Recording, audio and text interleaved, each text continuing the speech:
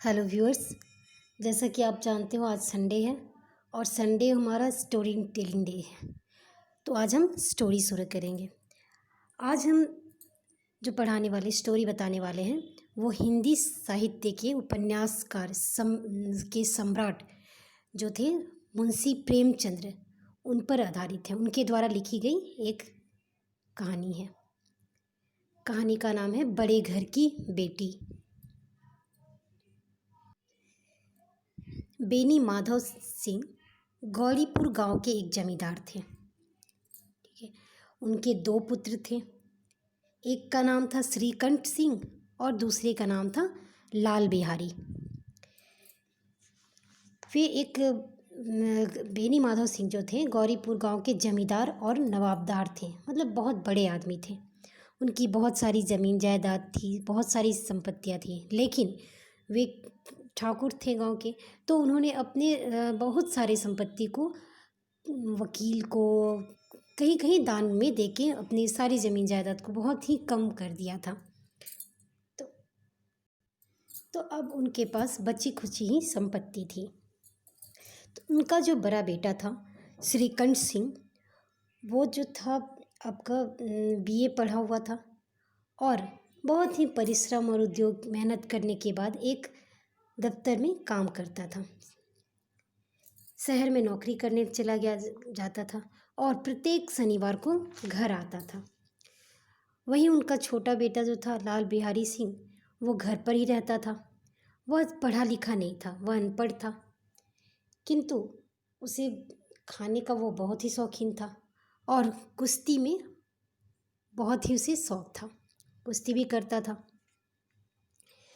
परिवार की समस्याओं का समाधान ग्रामवासी उनके घर पर आकर करते थे, क्योंकि वे गांव के जो ठाकुर साहब थे, जमींदार थे, तो बहुत सारे लोग उनके द्वार पे आके बैठा करते थे। छोटा बेटा जो था बहुत ही चौड़ा, लंबा चौड़ा और बहुत ही बड़ी मुख वाले चेहरे वाला था। वो डेली भैंस के 2 सेर दूध पी जाता था। ठीक है, और वहीं उनका जो बड़ा बेटा था श्रीकंठ सिंह, वो उसे इस सब में कोई भी शौक़ नहीं था, ना ही उसे खाने पीने का वो शौकीन था, ना ही उसे इस तरह के किसी शौक़ पे करता था। उसे तो शहर में रहने के बाद भी पाश्चात्य संस्कृति का जरा भी प्रभाव नहीं पड़ा था, ना ही उसका वह समर्थन करता था। सम्मिलित परिवार में उसकी अटूट आस्था थी। वह धैर्यवान और शांत स्वभाव का था, जबकि वहीं जो लाल बिहारी सिंह था वह थोड़ा आवेशी वाला था, तुरंत क्रोधित हो जाता था, छोटे छोटे बातों में ही गुस्सा आ जाता था उसे, और तुरंत किसी भी बात में गुस्से होकर अपना बल प्रयोग करने लगता था। कहानी में आनंदी जो रहती है वो श्रीकंठ सिंह की ही पत्नी रहती है। वह एक बड़े जमींदार की पुत्री होती है। बड़े जमींदार के घर की रहती है, इसलिए उसे बहुत ही ऐशो आराम में रहने की आदत रहती है।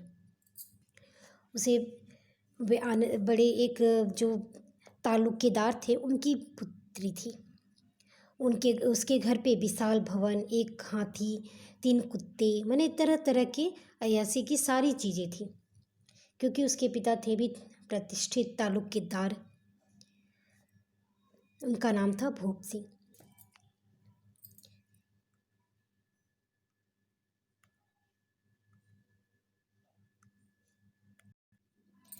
आनंदी जो थी भूप सिंह की चौथी लड़की थी। वह सब बहनों में सबसे अधिक सुंदर, रूपवती और गुणवती थी। ठाकुर भूप सिंह भी उसे बहुत प्यार करते थे। संजोग से उसकी शादी श्रीकंठ सिंह के साथ हो गई थी। उसके पास किसी चंदे के लिए वो श्रीकंठ सिंह आए थे और उसे देखकर उन्होंने उससे शादी कर दी। आनंदी अपने नए घर में आई तो उसे रंग ढंग कुछ भी नहीं ऐसा दिखा। जिस टीम टाम में और जिस ऐशो आराम में वो अपने घर में रहती थी, बचपन से उसे उसी चीज़ की आदत पड़ी हुई थी, वह उसे अपने ससुराल में नाम मात्र का भी नसीब नहीं हुआ। हाथी घोड़े तो दूर की बात, उसे घर में सजी हुई सुंदर कोई भी चीज़ नहीं मिली। अपने साथ वो रेशमी स्लीपर लाई थी, पर यहाँ बाग बगीचे तो थे नहीं कि वो सैर करती, या किसी भी तरह के शौक ऐश्वर्या इसे यहाँ नहीं मिल रहे थे, इसलिए वो थोड़ी उदास भी रहती थी। उसे अपने घर में कई नौकर चाकर सभी उपस्थित थे। फिर भी आनंदी ने समझदारी और विवेक के साथ स्वयं को अब इस घर में बहुत ही अच्छे तरीके से अनुकूल परिस्थिति में अपने आप को बना लिया था। परंतु उसकी भी एक विडंबना थी कि वह सब कुछ तो सह सकती थी, लेकिन अपने मैके की निंदा उसे कभी बर्दाश्त नहीं आती। एक दिन की बात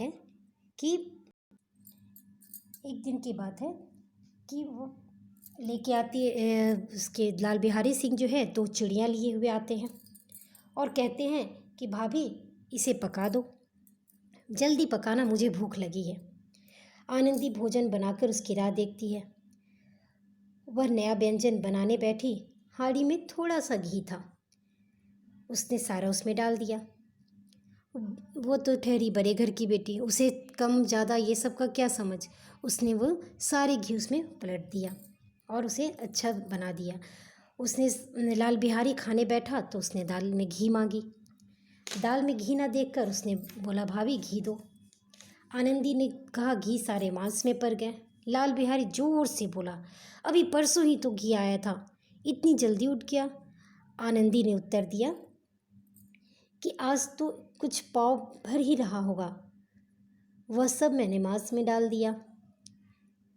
अब लाल बिहारी भी चिल्लाने लगा कि तुम्हें पता है इतना था और तुम बोल रही हो कि था ही नहीं।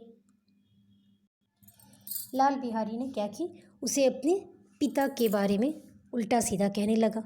उसके पिता के घर विभिन्न प्रकार के राशि ठाट पाट थे।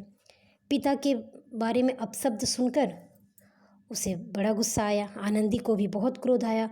वह भी कह उठी इतना तो घी उसके घर के नौकर चाकर खा जाते हैं। लाल बिहारी को यह बर्दाश्त नहीं हुआ। उसने आवेश में आकर खड़ा उठाकर आनंदी के ऊपर फेंक दी। इससे उसकी उंगली घायल हो गई और थाली उठाकर पटक दिया। बोला जी चाहता है जीभ खींच लो। आनंदी भी चुप न बैठी, वह भी हाथ में खराउ रोकी और तो वह भी रोने धोने लगी। लाल बिहारी को यह बर्दाश्त नहीं हुआ। उसने आवेश में आकर बहुत सारे उल्टे सीधे उसने भी बातें सुना दी। हमेशा की तरह जब श्रीकंठ सिंह शनिवार को जब आते हैं तब बेनी माधव और लाल बिहारी ने आनंदी की शिकायत कर दी। श्रीकंठ ने अपनी पत्नी के पास गए और विश्वास के साथ उनसे पूछा कि क्या बात हुई है। उन्हें अपनी पत्नी का अपमान असह्य उठा। जब पत्नी ने उससे सारी बात बताई कि आपके छोटे भाई ने मुझे मारा और खड़ाऊ चलाया, तो उसे भी यह असह्य हो गया। उन्होंने अलग रहने का निश्चय कर लिया और पिता को सुनाया कि मैं जब यहाँ रहना बर्दाश्त नहीं होता तो क्यों ना हम अपनी खिचड़ी अलग ही पकाएं। ठाकुर साहब ने अपने बेटे को बहुत समझाया, किंतु सब व्यर्थ था। बेनी माधव सिंह द्वारा परिवार टूटने से बचाने के लिए बेनी माधव सिंह ने श्रीकंठ से अनेक प्रयत्न किए, किंतु उनके परिवार की टूटने की स्थिति न जानकर गांव वाले ने मन ही मन सोचा कि अब तो ये मुश्किल ही रहा, और सभी सोचने लगे कि अब तो ये मुश्किल हो जाएगा, ये लोग एक साथ रह ही नहीं सकते। आनंदी भी आवेश में आ गई और कहने लगी सब मेरे भाग्य का फेर है, नहीं तो यह एक गंवार छोकरा मुझे इस तरह की बातें सुनाएगा। अपने लाड से लेस भाई से ही पूछो कि मैंने क्या गलत किया था। श्रीकंठ सिंह आंखें लाल करते हुए और उसे श्री लाल बिहारी को भी बहुत सुनाते हैं, किंतु बात इतनी बढ़ जाती है कि अंत में अलग होने की बात आ जाती है। बड़े भाई के प्रति जिस लाल बिहारी के मन में इतनी विशेष आदर सत्कार कर थी, वो सारी अब दूर दूर तक नहीं थी। उसने बड़े भाई के मन के विशेष आदर के भाव जब भी वो सुनता उसके भाई का चेहरा देखने लगता और स्वयं को भी उसे ग्लानि होती। बड़े भाई ने जब कह दिया कि मैं अब यहाँ नहीं रहूँगा तो उसे और भी तकलीफ़ लगा और वह फूट फूट कर रोने लगा।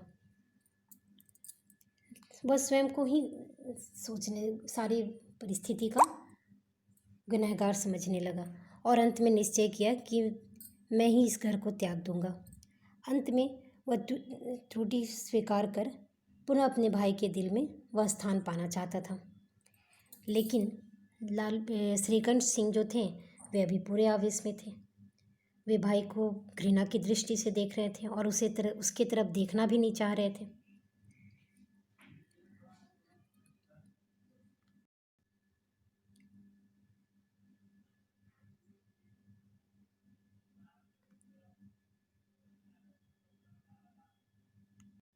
आनंदी रोने लगती है और बोलती है, यहाँ से छोड़ के तुम कहाँ जाओगे? तभी लाल बिहारी कहता है, मैं वहीं जाऊँगा जहाँ मेरा कोई मुंह ना देख सके। मैं तुम लोगों के साथ रहने योग्य नहीं हूँ। तुम्हें मेरी सौगंध, अब एक पग भी आगे मत बढ़ाना। आनंदी कहने लगी, जब तक मुझे यह न मालूम हो जाए कि भैया मेरी तरफ मान गए हैं, मुझे क्षमा कर दिए हैं, तब तक मैं इस घर में नहीं आ पाऊँगा भाभी। और बहुत ही रोने लगे। अंततः आनंदी ने लाल बिहारी का हाथ पकड़ उसे रोकने का प्रयास किया। यह दृश्य देखकर श्रीकंठ का हृदय भी द्रवित हो गया और उनका क्रोध भी जाता रहा और उन्होंने अपने भाई को आकर गले लगा लिया और दोनों खूब रोने लगे। आंसुओं में उनके मन का सारा मैल भी धुल गया। यह सब देखकर बेनी माधव सिंह का भी हृदय गदगद हो गया और कह उठे, बड़े घर की बेटी ऐसी ही होती है, वो बिगड़े काम को भी बना देती है। बेनी माधव सिंह यह सब देखकर गदगद हो जाते हैं और उन्हें फिर से अपना घर बसता हुआ नजर आता है और सारी परेशानियां दूर होती हुई नजर आती है जब उनके दोनों बेटे आपस में गले मिल रहे होते हैं। और वो सोचने लगते हैं, जिस आनंदी के अपमान के कारण ही श्रीकंठ सिंह छोटे भाई लाल बिहारी पर द्वेष उत्पन्न करते हैं और ये इतनी बड़ी झगड़े का कारण बन जाता है, उसी आनंदी ने इन दोनों को आपस में मिलाने का भी प्रयास किया और अंत में सफल भी हुई। जहाँ आनंदी एक बड़े घर की होने के कारण स्वयं को अपने आप में बहुत नीचा समझती है और बड़े घर की बेटी होने का प्रमाण बनती है, वहीं पर झगड़े का कारण भी बन जाती है। उसी ने स्वयं अपनी सूझबूझ और चतुराई से दोनों भाइयों को परस्पर प्रेम भी जागृत कर दिया। इस प्रकार वह एक बड़े घर की बेटी होने का प्रमाण तो देती ही है और साथ ही अपने गुणी स्वभाव का भी परिचय देती है। बड़े घर का तात्पर्य केवल बड़ा होना ही नहीं है, बल्कि उसके सद्गुण और संस्कार भी हैं, जो कि आनंदी में पूरी तरह से थे। वो बड़े घर की बेटी होने के कारण वो अपना पूरा धर्म तो निभाई ही, साथ ही छोटे परिवार में परिवार का जो संगठन होता है, सम्मिलित परिवार का जो उद्देश्य था, वह भी वह नहीं भूल पाती हैं और उसे उसने पूरा किया। अंत में जो धर्म उसने निभाया वह सच में एक बड़े घर की जैसे खाली धन धान्य से परिपूर्ण घर का परिचय नहीं देती, बल्कि सच में उसके स्वभाव और उसके गुण सभी का परिचय देता है। बिगड़ी बात को उसे सुलझाना सुधारना बखूबी आता था। आनंदी ने वही किया। उसने अपना कौशल समझदारी दिखाते हुए दोनों भाइयों को अलग होने से बचा लिया और यह सब देख के बेनी माधव सिंह फूले न समा रहे थे और जिस पर उन्हें थोड़ा सा संकोच था कि इस घर की बड़े घर की बेटी लाके मैंने बुरा किया, उसी पर उन्हें बड़ा ही गर्व हो रहा था। इस तरह से ये कहानी समाप्त होती है, बड़े घर की बेटी। अगर आपको ये वीडियो अच्छा लगा तो कमेंट बॉक्स पे अपने ज़रूर लिखें।